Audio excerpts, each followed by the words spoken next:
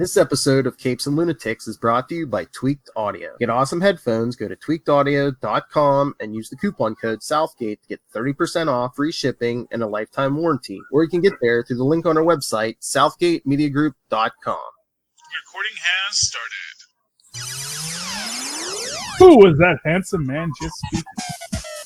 Who was that handsome man speaking before? Why, it was clearly me and my good friend...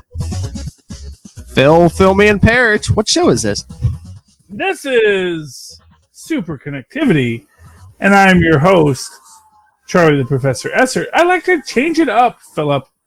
You got to be ready to improv. You got to be ready to roll with it. You know. I see that. I thought you were going to say, "Who's that handsome man before?" Shaft. Oh, you know, you Philip are always the wind beneath your wing. Wind beneath my cape. Yes. So, welcome back, ladies and gentlemen, to Superconnectivity. As we delve further into the wonder and the lore of comic books, philosophy, and everything else that we can think of at the given moment. That's what I wanted to look at. Communication. Communication between me and Phil. Oh, Surgeon Supreme, which we kind of talked about, and Mark Waid. Because they're canceling Moon Knight at 20, but yeah, they're coming out with that Surgeon Supreme now that his hands are fixed, I guess. Yeah, well, you know, okay. I mean, look, the idea that you save one life, as I said, you know, the cost is you might not be able to use magic anymore, which is kind of something they've been hinting at with the freaking accountant of magic. Yeah. You know, he beat up the accountant once, but he's like, dude, I'm just an abstract construct. I'm not even really an accountant. That's just how you would perceive me. Do you really think the Time Variance Authority is really people in suits? No, that's just how your little material brains can conceive them. As our good friends in Loki told us this week. Oh, yes. Philip, did you read Loki? Of course I did. Yeah, I enjoyed this. I enjoyed this immensely. Both in the fact that it is so freaking meta as it dances between the things. And, you know, we have our little rhyme and reason as Loki meets then and now, the children of eternity. Interestingly...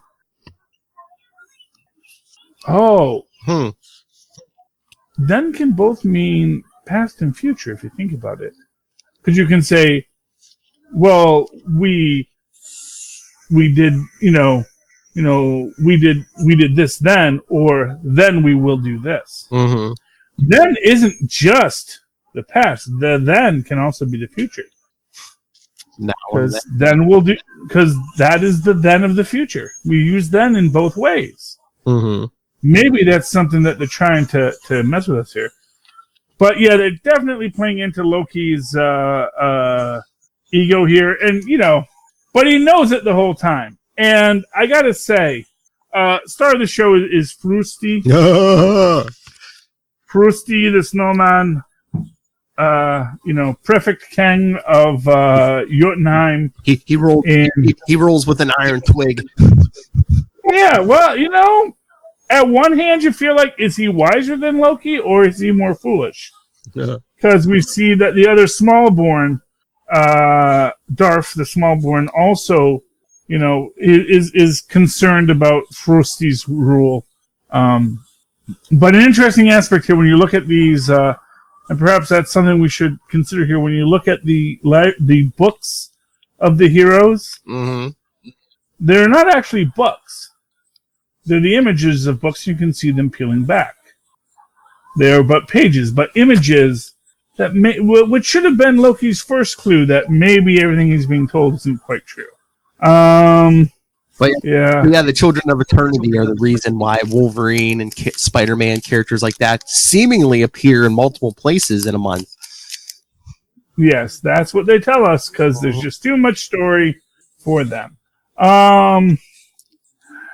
Yeah, and Loki, he's jumping between his personas, but there's So much going on there. And we have this framing device of Megan and Robin. Mm-hmm. The woman whose nightmare is that she never went to that party, never was with her beloved. But this feeds into what I think is the big reveal at the end after Loki, signs the book, because that always ends well. Mm-hmm. And he meets up with Nightmare again. First off, he wakes up just before he meets Tony Stark and runs into Nightmare again, and Nightmare basically says, I can see all your fears, and your fear is you're still in Laufey's stomach. Mm-hmm. Bum, bum, bum. Now, next issue, we also see the cover is Loki feeding the Raven a carrot. So, I don't know what we're supposed to take from all this. It's definitely interesting. I really enjoy it. You know me, I love a good meta book. Oh, yeah. But I get the feeling that it's all a dream. Oh, yeah, it's Nightmare. The dream, the nightmare is the reality because the reality is Nightmare. But once you wake up, then it was just a nightmare. And it was as real as it could be while you're in it. But in the end, it's just a dream. I was going to say, I have like 2 or 3 writers I want to try to get a hold of for more interviews. I might have to add this gentleman's name who wrote this issue to that list. So Kibblesmith? Yeah. Yes, Kibblesmith. Oh, well, first off, if that's not the name of a writer, that just sounds like a made-up name for a writer. Kibblesmith. It just sounds, because he's smithing kibbles. What the heck is a kibble? Is it an ishkabibble? Is he an ishkabibble smith? He just puts down the words and makes them into a thing? I'm telling you, either it's his real name or it's a made-up name, but it's one of those two things. And if it's a real name, then he must have some sort of family lineage as a great smith of stories. So, Mr. Kibblesmith, if that is your real name. Daniel, well, it could be Danielle spelled oddly, but...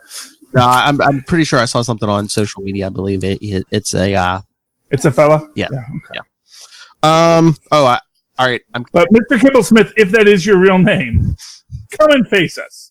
All right, I got a question for you. Your book? I'm very curious. Did you read Moon Knight Annual 1? Did not get the chance to. And it's an act of evil. Well, I was reading it through Prodigal. Kang! It's I know. Kang!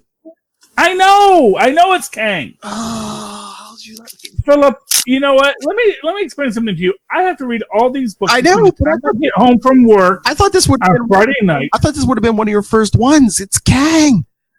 I gotta read the ones I actually bought first. Yeah. And I think they were sold out of that by the time I got there. So they sold out a lot of books at my store this week. So. Oh yeah. Oh yeah, I was really surprised. Well, it's like either they're selling good or they're not ordering a lot. Yeah, one or the other. Yeah. I didn't get them where they're all getting pulled. They order as many as people ordered and say, "Oh, you wanted that? Maybe you should have put that on a pull list then if you wanted that so badly." So tell me about Moon Knight and Kang. Well, are they best friends? No. It starts in Egypt in 2500 BC, and Kang basically ambushes this like cult of Khonshu and tries to grab these like 3 mystical artifacts, but then Khonshu steps in and basically like throws them into the time stream, and Kang's like, "Oh, that's not going to stop me. I can rewrite history and stuff." And they flash to like an altered present. Basically, Kang's gotten rid of all the heroes except for Moon Knight, because Khonshu's like protecting Moon Knight. Yeah, and that sounds fascinating. Moon Knight almost doesn't remember what that stuff's been altered, but then Khonshu sends him through time to like get these mystical artifacts. I don't know if I'm guessing this is like a retcon, but we're getting like different Moon Knights in different eras. Like he meets a Wild West Moon Knight. There will always be a Moon Knight, Philip. I know. Like a Batman, there must always be a Moon Knight. Oh, then there was one in Germany in 1945. Oh, fighting with the Allies. Fighting with the Allies. Okay, I was going to say not a Nazi Moon Knight. No. Did that with Thor. No. Wasn't a good idea. Oh, But yeah, then there's just like one panel of each. Yeah, there's like ones in like, in Boston in 1776, in Chicago in 1925, in London in 1896. Just there's even one or two in the future. Yeah, so like they really didn't show any multiple personalities for Moon Knight. So I don't know if they're just like they're going to go with more of the legacy thing. Or are they building something for Disney? Well, yeah. Well, because obviously, the multiple personality Moon Knight. Oh, here's how they're going to work it. So, big prediction, because Superconnectivity, all about fan theories. Yes. They're going to establish the idea that when you become the Moon Knight, you're linked to all the other Moon Knights that have ever been and ever will be. And so, because we have time, because Marvel is dealing that time travel right now. And so, my prediction for the Moon Knight series is it is going to be the Fist of Khonshu throughout time, but it is also a Fist of Khonshu in one point in time, and it'll be this Fist of Khonshu. Have they cast him yet? No. They're going to get an Egyptian actor, but it's going to be it's going to be one of those like, what race is he? Is he Mediterranean? Is he Italian? It's going to be an Egyptian guy, but he's probably going to be depending on how much sun he got that day, kind of Egyptian guy. And they're going to cast him, and he's going to be fantastic because it is a Marvel Disney property. And it's going to be him throughout history and throughout time. Sort of like they did with, Julian Bashir, where, you didn't necessarily know that he was supposed to be anything other than a white guy the first couple of seasons, and then all of a sudden he, has his name changed in the credits and go, oh! Then, they just they're going to get one of those guys who's, indeterminate race. He could be anything. Exactly. Yeah. Like to go in the opposite direction. Who's the guy who played Gandhi? He was the Mandarin. Sir Ben Kingsley. It's just and not for nothing. For what it's worth, the Welsh are one of these people who are very much of indeterminate race. A lot of Moors settled there. We're just going to leave it at that. And it's like it shows up every now and again. People who tan well confuse the heck out of Hollywood. Is it going to be different Moon Knights through history, or is he going to keep reincarnating? No, well, it's going to be both. It's going to be one Moon Knight who's going to be our central Moon Knight in the modern 616. Yeah, that's what I'm saying. But you're going to see he has this dozen other personalities of all the other Moon Knights, and maybe his own personality. And you know what it's going to be? Oh. Here's how you square the circle. He is half bubble off level. But that's why that's why Khonshu can speak to him. Because whereas everyone else, when they start thinking they have multiple personalities, just says, nope, don't have that. That's just fantasy. It's not that. He's the one person who can embrace his madness. And they're going to have a character who is struggling with his own he's going to be the first schizophrenic superhero, but they're going to do it in a positive way to talk about how you can differentiate reality from fantasy, and that sometimes in an extraordinary world, maybe the extraordinary answer is the answer. I don't know if that's a good message, but I think they're going to try and thread that needle. How about this? I mean, you could give everyone their own Moon Knight. If you have multiple personalities, when one takes over visually, you could have a different actor under the, That's an interesting idea. So you have 6 guys playing Moon Knight. The only problem is that's a lot of casting. True. But it's Disney. They got them. Because basically, then you got to lose Frenchie. That's all I'm saying. You don't want to lose Frenchie. No, but you just do. But you only do one at a time, though. No, because you got to have it. Because it doesn't make sense unless you have the transition. Unless you basically have 6 different Moonlights, but they always have a Frenchie. Oh. So in Old West, I am Frenchie, the French Canadian. Now I'm Frenchie, the other part of places where people are from. I'm Frenchie, the Creole. Now I'm Frenchie, the multiple Frenchies. There must always be a Frenchie. That's all I'm saying. Guy who's kind of in love with Moon Knight, but Moon Knight doesn't see it. I mean, yeah, in the early 2000s, yeah, Frenchie came out as gay, so I mean, he in love with Moon Knight, literally, yeah. Yeah. Hey, by the way, did we ever talk about the fact that the guy who's playing John Walker looks a lot like D-Man on this show? Yes, I believe last. We did. In your black. Yeah, I think we did. Yes. Yeah, I know. It happened. Yeah. Did you listen back? But another person who's come out as a hero obsessed ginger gay man. Just gonna say, I think that maybe Marvel's hitting that well too often. Not every gay ginger has to be hero obsessed, okay? Let's have at least one gay ginger who's like, heroes, I could take him. Okay. But no, it's an interesting concept. And the idea of Moon Knight's through time does sound interesting. I was going to say, and sometime this weekend, read that. You'll like that Moon Knight annual. I am going to try. I also have to clean. I have so much to do. Time runs out, and then all next week, I am busy doing an episode of Capes and Lunatics 1, 2, 3. Live! And Tristan will be there. Not in his underwear, though. We're going to be professional, because this is Phil's house. Ben, Tristan, Maz, all Charlie's kids. Yeah. Well, I don't know about Ben yet, but yeah, I mean... Okay.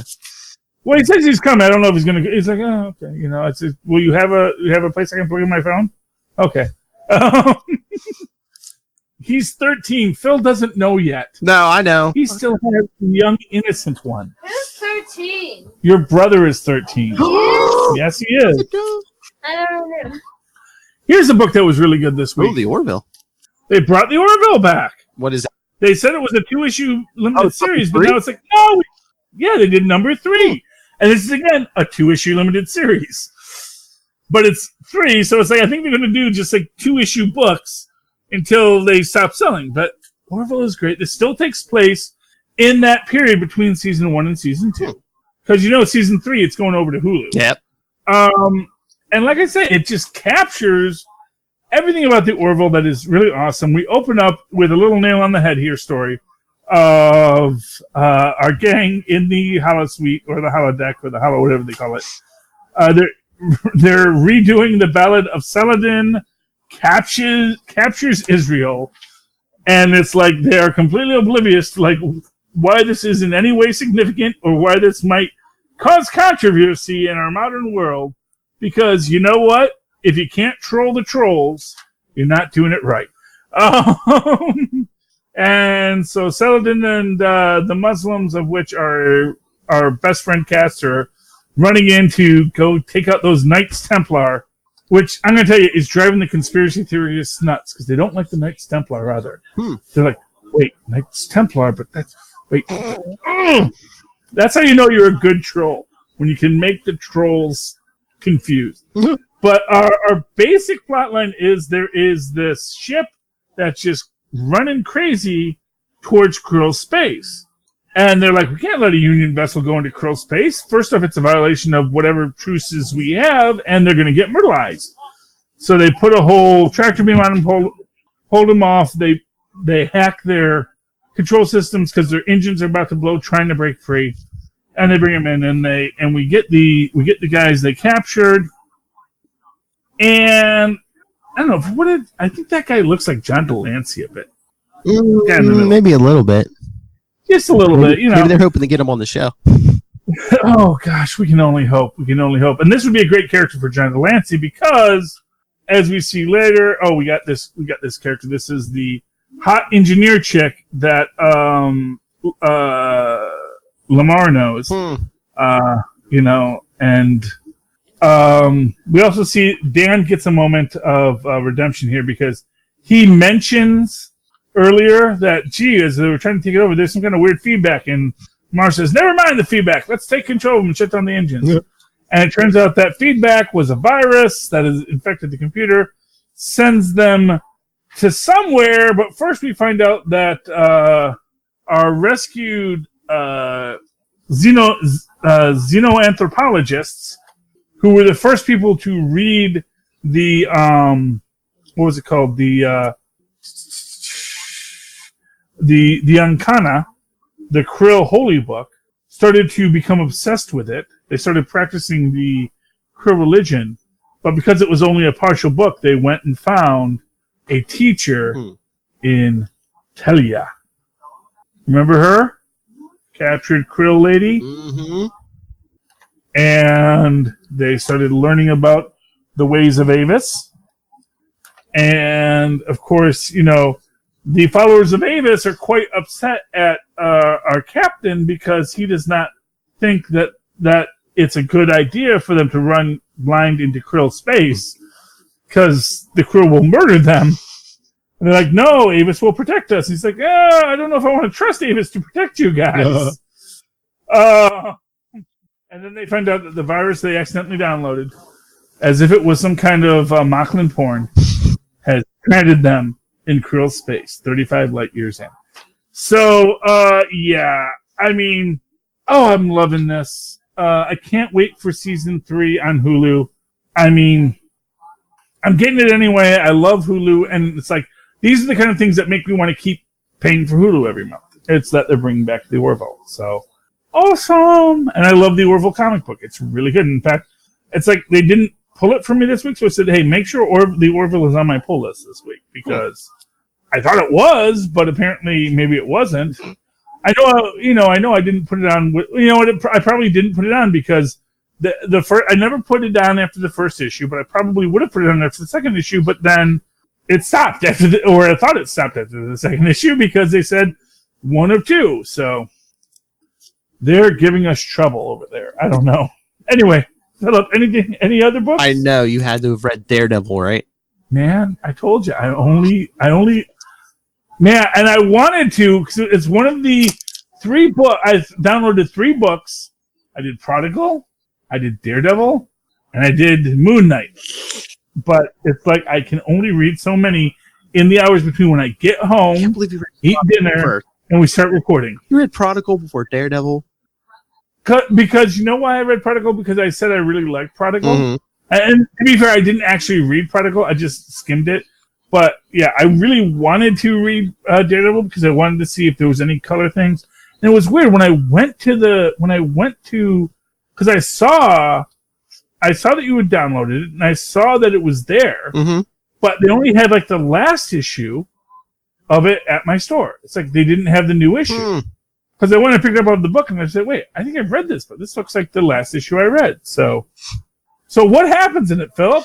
Well, we get like another Daredevil copycat trying to save somebody, and then he gets, I guess, beaten by the police. And of course, remember last issue, Elektra corners Matt Murdock on a rooftop, and he's all thinking, "Oh yeah, remember back during that Purple Kids run where they erased the world's memory of Matt Murdock?" He's like, "Yeah, I don't think she remembers my identity, but I don't know." She's like, I don't know what you're doing. If you don't want to call yourself Daredevil, fine, but you got to do, you want to get back out there. And she's like, I'll be your new stick and stuff.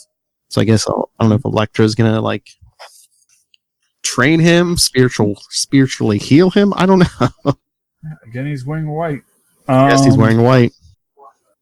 Man, I don't know what we're working with, man. It's like they're leading me in certain directions, but yeah. See, this is not the book they had on the shelf when I was there, man. Because if they had this, I would have bought it, and then if I had bought it, I would have read it because it would have been one I had bought. And then, like when I saw it, I was like, wait, it wasn't new on this.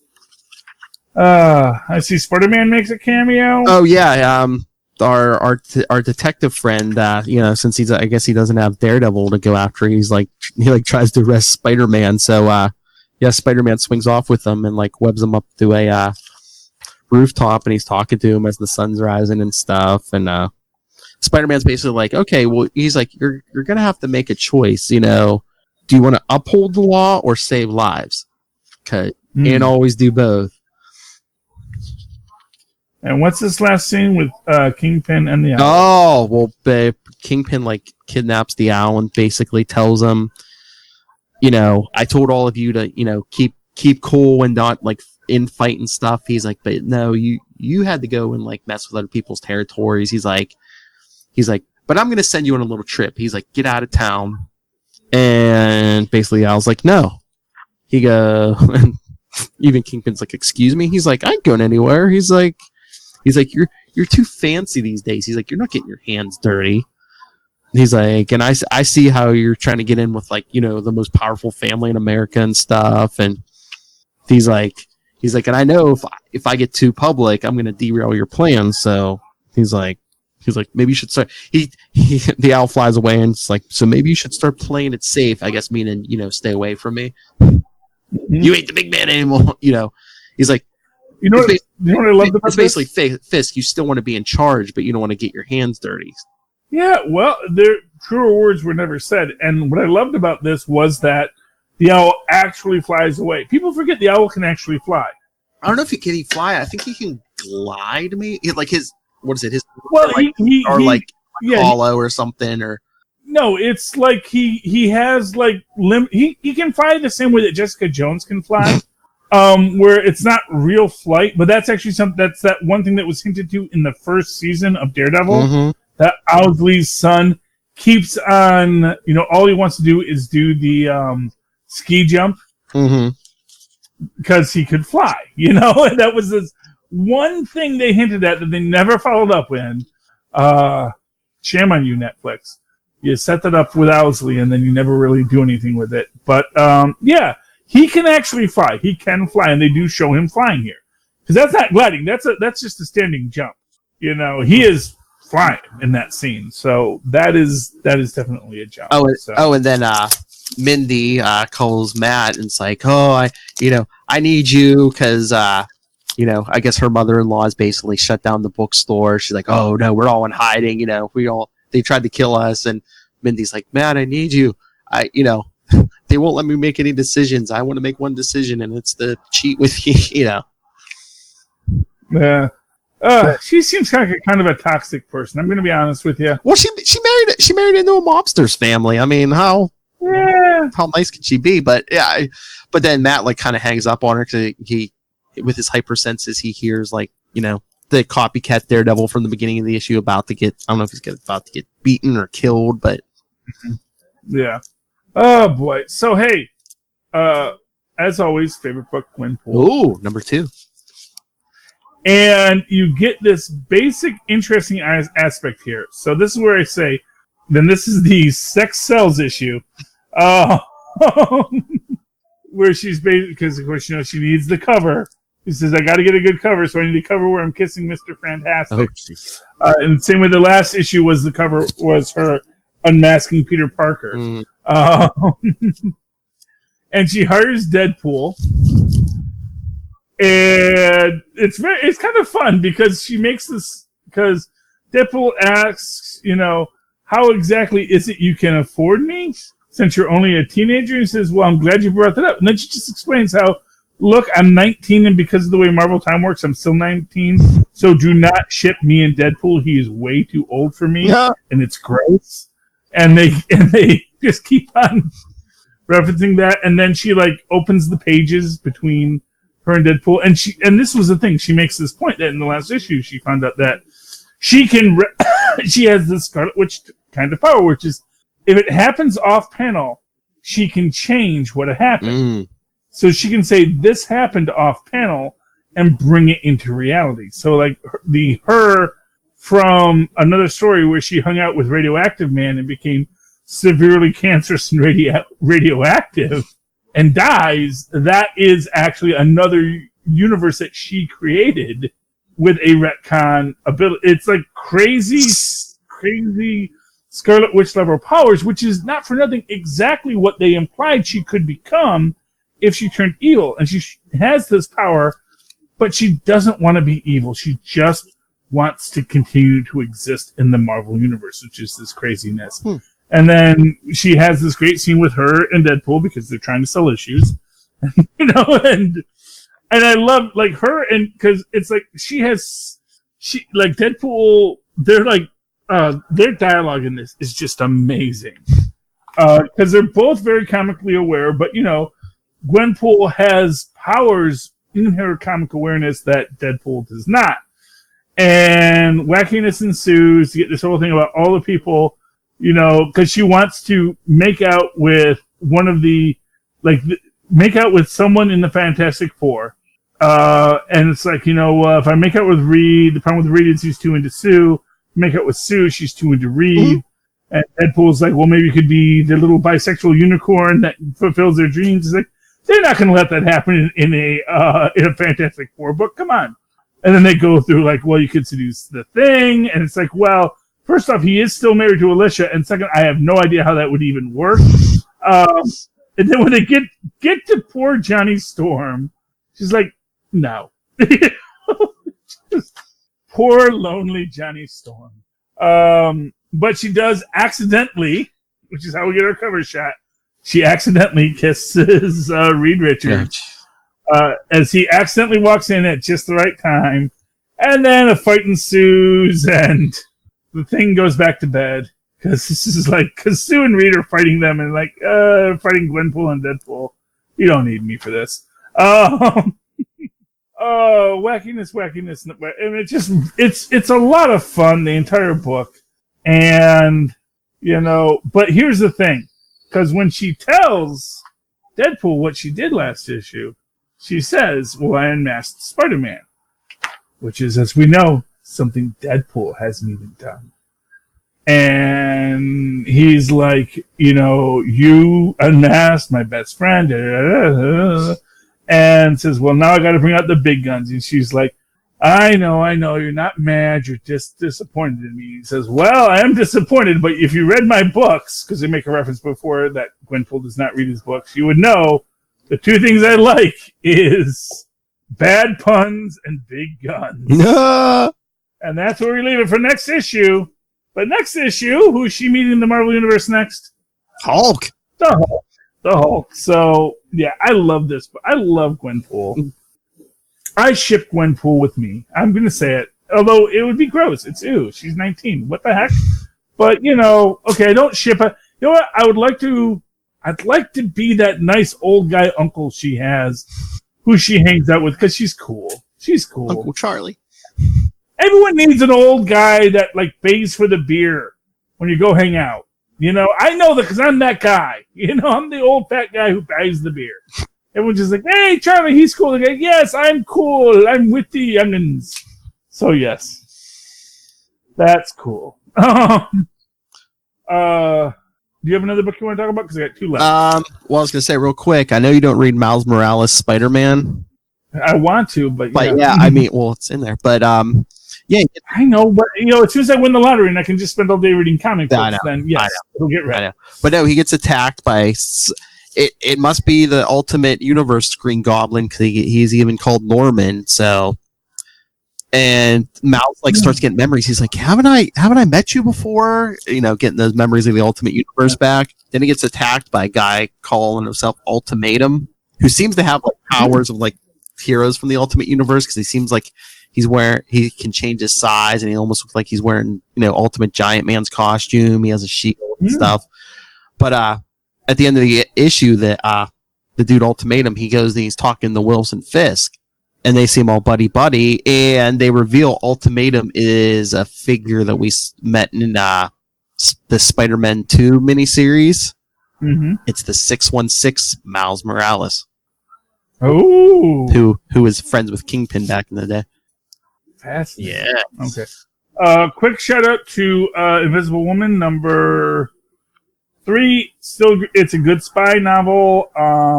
You get superpowered spies and all the different ways you can use the super invisibility powers and whatnot, and a lot of great distractions here. We do realize that the red herring of the redheaded wife was actually just literally a red herring.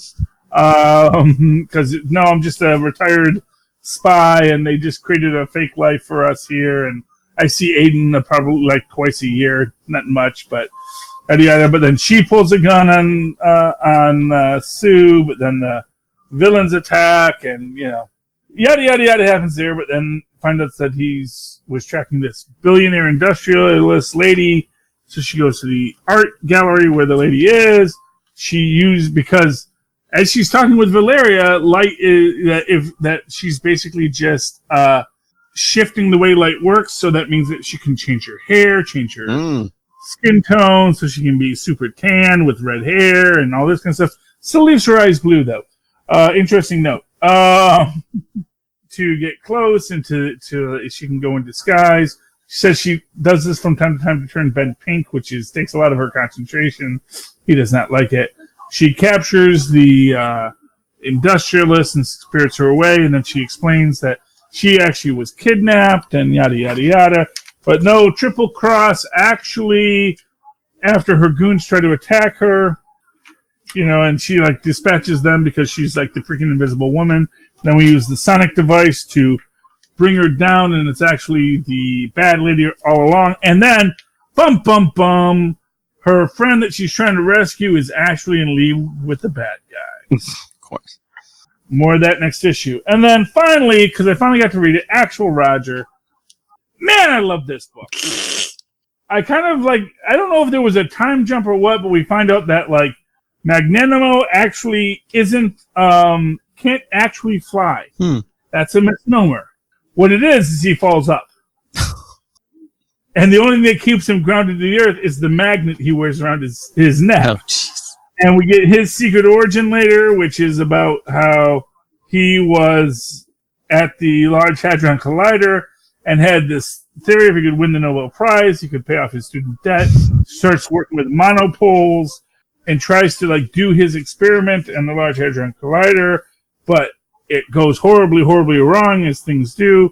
Large Hadron Collider flies into space, but then he has the power to also fly into space, except when he's wearing his thing. His thing got stolen by his ex-sidekick, so that's why he's now floating into space. And then accidentally, because it is a comic book, saves the Mockingbird, which is the space plane that's crashing.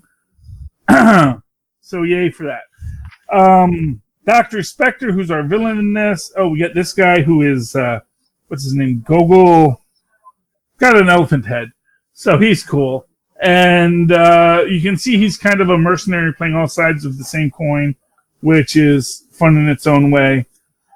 Dr. Spectre is the evil genius who captured...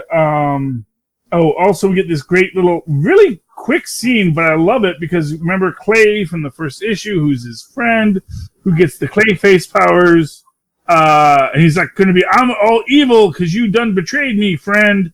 Like, no, because remember, these are like 7-year-olds who gain, crazy superpowers. And he's like, no, I never betrayed you. He's like, oh, okay. And they get together and they decide to be superheroes together again. And they go and get in the semi-truck driven by the elephant guy. And they said they got to go to Stable Centers. Then we found out that, like, apparently Actual Roger's parents had been captured by Dr. Spectre. But they're all still very cool about everything. Dr. Spectre uses his wall of sound to turn a cloud into a rock. Mm-hmm. And his dad says, oh, yeah, we should do that at Skunkworks for fun. Which I think maybe the first time we found out that Roger's father is actually like a super genius secret government guy who's been working at the Skunkworks for years. But, but then we find out that the evil Dr. Spectre is going to use his wall of sound. You may recognize him from media posts not too long ago. It's based off of Phil Spector. Oh, jeez. Yeah, I know, Phil, you don't like people that, ruining the name for all the good people out there. But yeah, he's going to try and drop all the clouds on LA, and Actual Roger has to stop him with Clay. Because Magnanimo is still stuck in space because he keeps on falling up because he lost his monopole thing on his neck that kept him grounded to Earth. That's why he was flying. It's that the thing that he was wearing was what was keeping him close to Earth. What issue number was that? That was Actual Roger number 4. Ooh. From the good folks at Eternal Comics. I'm one alternate comic behind every week. Next week when we read It Came Out on a Wednesday. That's their anthology book. And I'm very excited about this. I haven't read it yet, but that's what got me reading, look at this. What are the Himalayas? That's what got me reading Actual Roger, because he premiered and it came out on a Wednesday. So I really like the alternate comics. They're very fun. I wish I had more time to read them, But I'll get back, but we will talk about It Came Out on a Wednesday next week on Superconnectivity. And in the meantime, Phil, how can people find you? If you want to get a hold of me, you can always email me, nightwingpdp@gmail.com. On Twitter, I am at nightwingpdp. You can always get a hold of us on Capes and Lunatics, on Facebook, Twitter, and our voicemail, 614-382-2737. That's 614-38-CAPES. And, of course, if you'd like to write to me in that old-fashioned email way, you can certainly do so at superconnectivityblog@gmail.com. That's right, write to me in the way our mothers and fathers once did, at superconnectivityblog, all one word, at gmail.com. And, of course, follow me on the Twitters. And I have to ask this of Phil. Did you sing it last time? Yes, I did. You did? Oh, I got to listen. Got to listen to Phil. Too. Yes, I did. There you go. So follow me on the Twitters at Charlie Esser. That's CHARLIESSER. But to the two E's. Right there in the middle. For quality. Bing! There you go. All right, ladies and gentlemen, that has been Super Connectivity for another week. Won't you please super connect with us again next? Big show. Good night. Big show next week. Big show. I don't know what number Super Connectivity is. 255 next week.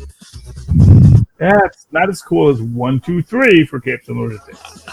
Oh, Wow, I've been on twice as long as you, man. That shocks me. I was here most of the time too.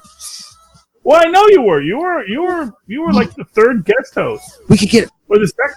a live Moz Manzor thing next week.